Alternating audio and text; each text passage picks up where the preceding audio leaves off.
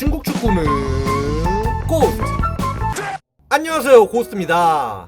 자, 드디어 아시안컵 조편성이 끝났습니다. 실질적으로 딱히 죽음의 주라고 불릴 만한 곳이 없이 다들 뭔가 고만고만한 느낌이었는데요. 우리나라는 말레이시아, 바레인, 요르단과 함께 편성됐는데 무난하게 조별리그를 통과하긴 하겠지만 정말 까딱 잘못하면 천적 이란을 만날 가능성이 있어 쉽지 않을 듯합니다.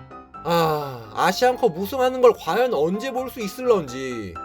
멤버로 봤을 때 정말 이번이 절호의 기회이지 않나 싶은데 꼭 우승했으면 좋겠네요.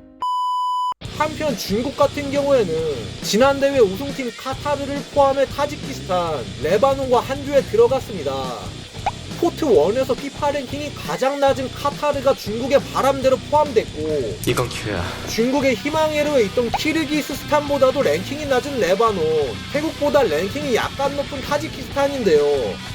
랭킹으로 따졌을 때 포트 2에서도 하위권이었던 중국인지라 타지키스탄과 레바논도 중국과 해볼만 하다고 생각할 듯합니다. 솔직히 조 3위를 내도 승점이 높으면 16강 진출이기 때문에 완전 개판 치지 않고서야 올라가지 않을까 싶네요. 특히 중국의 아시안컵 개최 포기로 개최권을 이어받아 포트 1이 된 카타르는 사실상 중국은 전혀 안중이 없는 모양입니다. 카타르의 케이로스 감독은 인터뷰에서 조 추첨 결과가 매우 좋고 지금 중요한 것은 경기를 준비하는 것이다 라고 말했으며 카타르 축협 관계자들도 상당히 만족스러워했는데요. 개최국인 건 물론이거니와 조편성도 매우 좋다고 여기고 있죠. 카타르의 이러한 자신감 넘치는 반응에 중국 언론이 아주 굴욕적이라며 부들부들대고 있네요. 중국이 포트 1에서 그나마 가장 해볼만한 상대로 뽑았던 카타르가 무시하니 굉장히 불쾌하다는 건데요.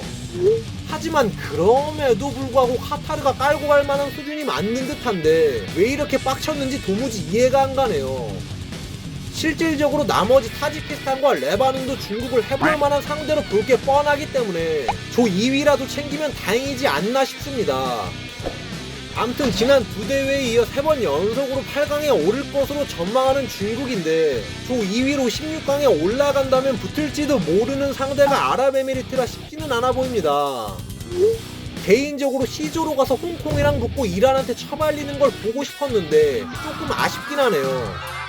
아무튼 중국은 16강 딱에 그칠지가 관건이고 우리나라 아시안컵 우승하는 거 꼭 좀 봤으면 좋겠네요.